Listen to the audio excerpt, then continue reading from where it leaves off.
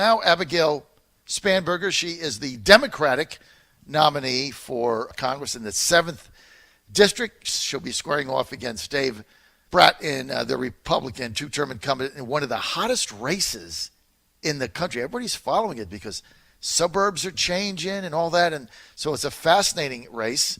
And, Dave is Dave. He doesn't back down. Neither does Abigail. So this is going to be fun. And also, we're going to have a debate. They've both committed to a John Fredericks radio and TV debate, getting the details worked out. Joining us now, Abigail Spanberger. Abigail, great to have you back. Good morning, John. Thanks for having me on. Okay, look, I'm fired up today about this because you served in the CIA a very long time in a lot of different capacities, senior positions. I don't want to get into it. We did that last time. But you look at the Helsinki press conference, and now what President Trump backtracked a little bit and says, I meant would, not would, etc. And, we were talking about earlier, Abigail, that, it's hard for all of us to believe everything the intel community says on face value because of the WMD situation that we know was a complete and utter lie, right? Or if not a lie, it was certainly bad intel because there were no WMDs there, and we never, ever should have gotten involved in that war. So how do you frame that based on some of the results to what the president said in Helsinki? Well, I think it's a really important position, or the first part of it is really looking to see how this is different. And I completely agree with you. There was really bad intelligence that led us to war in Iraq, and at this point in time, nobody disputes that. But what we're looking at now is the fact that we know a foreign adversary government, a longtime foreign adversary government, meddled, and I'm not talking about collusion, I'm talking about their efforts to meddle and interfere in our elections, the active measures that they took against us, the fact that they hacked a major political party, they hacked one of our presidential candidates, they took active measures to try and impact our election. And from an intelligence perspective, there is evidence that they have done that. There is a strong trail of evidence. So none of our intelligence, no members of our intelligence community disagree on the fact that they took those active measures. And I think that really the concern as a former intel officer myself is underestimating Russian active measures is a dangerous mistake for our national security. And honestly, I think it's a difficult thing when we're talking about, in 2016, the active measures were against our election. And so I understand that, then as political parties, people get nervous about talking about, are we talking about the actual election and the outcome of the election? That's not what I'm talking about. I don't want to relitigate what happened in 2016. My concern as an American, my concern as a former intel officer, is that we know without a shadow of a doubt that a foreign adversary nation took active measures against us in 2016. And in 2016, the target was the election, and who knows what it's going to be in 2018, 2019, 2020, because if they were able to hack into a major political party and use that information to meddle and interfere, then what happens when it's our critical infrastructure? What happens when it's our corporations? I mean, what they've done and what they've proven that they're able to do is incredibly worrisome. And so that's my perspective. In order to make these conversations productive, we need to be aware of the risk and looking forward so that we can avert that risk. Abigail, so I'm a student of history. I grew up in the 60s, right? So the Russians have been interfering in elections across the West basically since 1919. I mean, I grew up when Gus Hall ran for president, 5 times, Communist Party USA, funded by the KGB, and everybody was aware of it. There were no Americans donating to him, right? All the money came from Russia, from the USSR at the time, and they would run a ticket. They would get on the ballot that was funded. I mean, back then it was legal. I remember in the 68 campaign, Lamar Hunt, that owned the Kansas City Chiefs AFL team, gave George Wallace in a meeting $200,000 of cash in a briefcase. So back then there were no rules and you could do whatever you wanted. But, I mean, why is it different now? Because they've been doing this forever. It's different now because the methods that they're able to use can reach and can permeate our society and our conversations in a way that they never could before. And I completely agree with you. You're right in terms of what's happened historically. They've always meddled. They've always been involved. They've always had an interest in sort of trying to sway our elections, or in trying to be involved. But the difference is that they are using technology in a way where we don't know that it's coming from them. They're using technology in a way that they are able to get proprietary information. And so, looking if they endeavor to attack one of our largest corporations, what sort of information, proprietary corporate information, could they get to then undermine that company's ability to work internationally, or to, potentially disrupt the stock market by using proprietary information to make trades or to make purchases. I mean, there are so many places where the fact that it used to be outgoing messages that they're pushing, the skill set and the ability that they have now is that they can come and pull information, and they can take information and use it against people, against industry, against the country. And that's really the difference. And that's why we need to, as Americans, really be united on the fact that we recognize that there were active measures taken against us, and that we recognize that those are a threat to our national security at all levels, because it is different, and really working to understand how it is different is incredibly important. You're on the John Fredericks Radio Network, trucking the truth across America, coming to you live from Washington, D.C. We're with Abigail Spanberger, former longtime CIA executive, I guess, operative, both covert and overt, and she is now retired and running for Congress in the 7th District of Virginia. That's the Central Virginia area. She's going up against two-term incumbent Dave Bratt, who knocked off Eric Cantor in 2014 in, I think, maybe the most watched race in the United States. It's going to be very, very interesting. So, Abigail, let me ask you this. So the president comes out yesterday and says, I read the transcript. I didn't mean would. I meant wouldn't.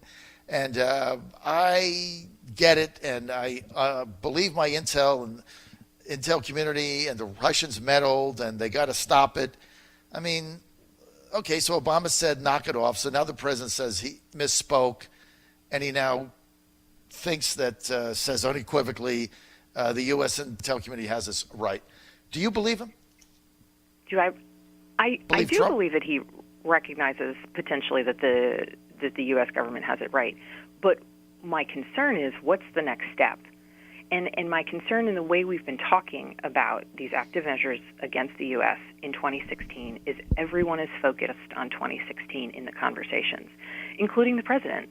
And where he should be focused, and where people should be focused, is taking a hardline stance and say, this happened in 2016 unequivocally, the evidence is there, it is unacceptable, it's an aggressive attack against our democracy, and moving forward, it is not something that we will permit to happen again. And I think that strong stance is what is necessary so that the Russians know that they cannot do it again, and frankly, so that the American people know that it is a continued threat. It is a continued concern. And so, that's looking at the press conferences that have been held. I think they've been really less than assertive and aggressive on that point. So what about the fact the Bloomberg story came out last night that Rod Rosenstein, Deputy Attorney General, went to the president. They don't have that good of a relationship, as everyone knows. Went there, said, look, we have these 10 indictments. They've been indicted by a grand jury. They're coming down. You want me to get them out now? You want me to wait till after your summit with Putin? What do you want me to do? The president says, get them out now so I can confront Putin with it privately at the meeting, which apparently he did. Otherwise, he would have said, just wait till I get home. Mm-hmm. So what do you make of that? I'm a trust but verify kind of person. So, I read that report. I think it seems wholly plausible. My follow-up question would be, if we were going to come into this meeting at a point of strength, recognizing that there were Russian intel officers who are being indicted for their work in trying to interfere in actually interfering with our elections, and all of the other offenses laid out in that indictment, I'm not sure why that wouldn't have been a strong point of discussion at the press conference, and I question why the summit would have been closed to other diplomats. Because if we are going to be confronting another country about the adversarial, aggressive tactics that they took to undermine our democracy, I think that that's something that, from a point of strength, we should do very openly and aggressively and assertively. So there's a little bit of a disconnect between the intentions that were laid out and kind of highlighted in that Bloomberg piece, and then what the actual results and what we witnessed watching the press conferences. We're with Abigail Spanberger. She is the Democratic candidate for Congress in the 7th District in Virginia, November 8th, going up against Republican Dave Bratt. So, Abigail, it sounds like what you're saying, that if he confronted Putin with these privately, he should do that. Obviously, I think he did, because otherwise, why bother to get them released until now? But it sounds like that your beef is he should have made that evident in a public format, and he didn't really do that. And he said he messed up a word, but I guess you were looking, as many of others were, you were looking for more a public display, right? Well, we have a president who will publicly sit in front of other world leaders and take an aggressive stance, even among our closest allies. Mm-hmm. And so for me, it is incredibly concerning that the public view of the stance that he takes towards an adversarial nation that attempted to essentially attack and undermine the most foundational piece of our democracy, our elections, that when standing side by side with a leader like Vladimir Putin, that he would not take that same level of an aggressive stance that he's shown with our closest allies. So there's really a disconnect for me there. And while it's been reported that he was a lot stronger in the one-on-one meeting, how are we to know? And it is completely at odds with how it is that he, his stance with Vladimir Putin and everything he said standing next to him, and even the tenor of that press conference was at odds with the fact that he was standing next to a man who led essentially an attack on our democracy. And for me, that was stunning. Abigail, do you care to conjecture on why the president maybe was not strong enough in the public meeting as he says he was in the private meeting? No, it is puzzling to me, and so it's and there is a lot of conjecture out there. But it is disappointing to me as an American. It is concerning to me as someone who worked in national security and cares deeply about national security. But what the reason behind it was, I'm just not sure. And I would hope that our president, and really everyone in elected office, would understand the significant threat that moving forward, the Russians, who at this point have seemingly started to get away with the active measures they took against us in the past, the threat of them doing it in the future if we're not taking a strong stance against it. So, Abigail, if you were in Congress now, what would you recommend the president do? What action do you want him to take? What do you want him to do? How do you solve this? Yeah. Moving forward from today, how do you solve it? Moving forward from today, I think that we need members of Congress to put country first. We need members of Congress to recognize that in admitting or discussing the fact that the Russians interfered with our elections in 2016, we are not relitigating the 2016 elections.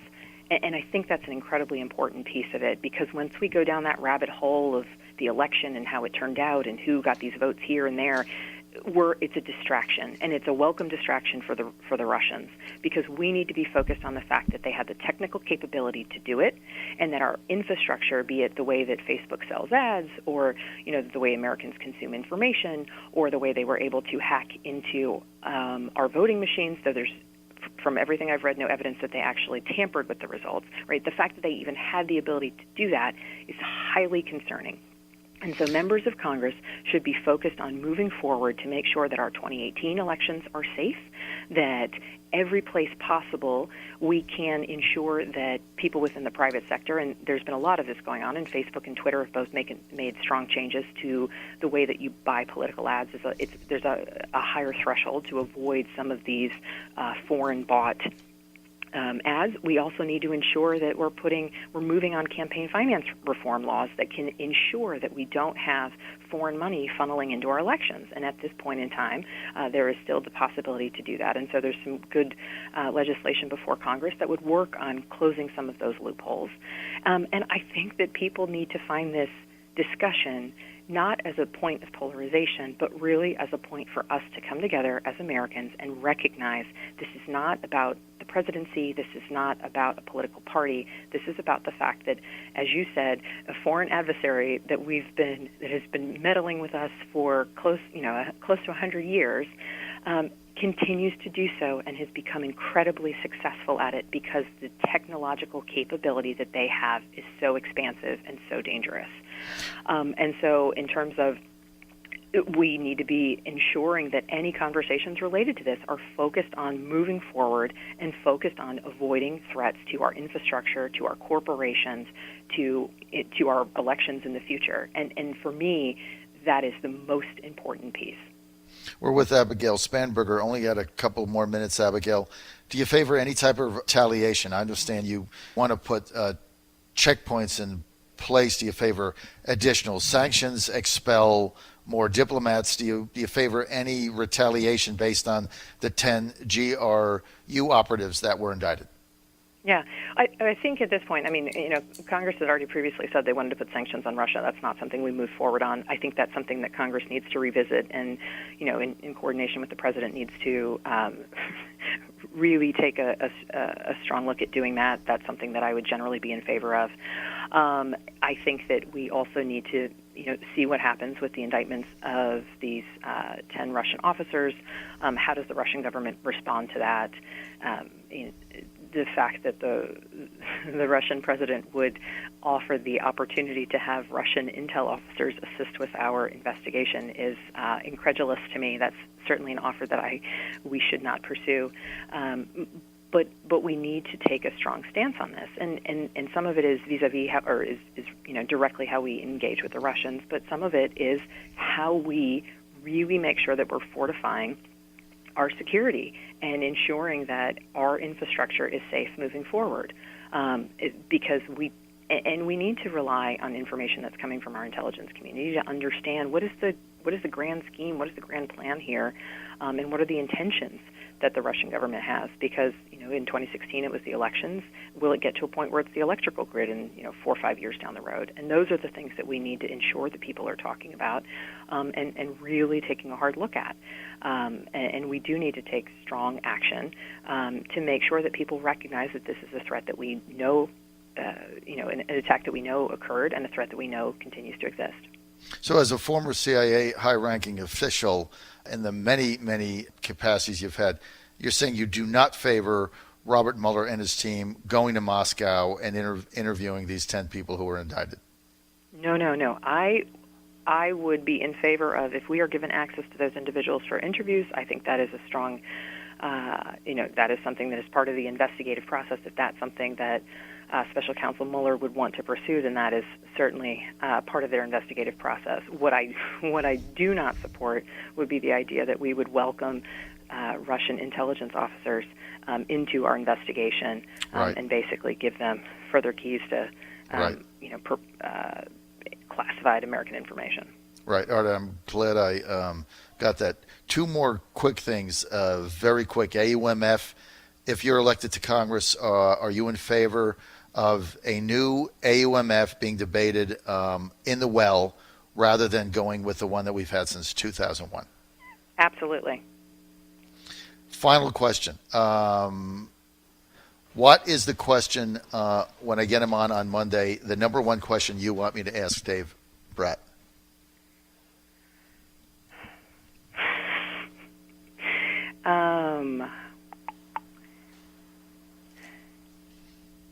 The number one question I would ask, or I would recommend, or I would suggest that you ask Dave Brat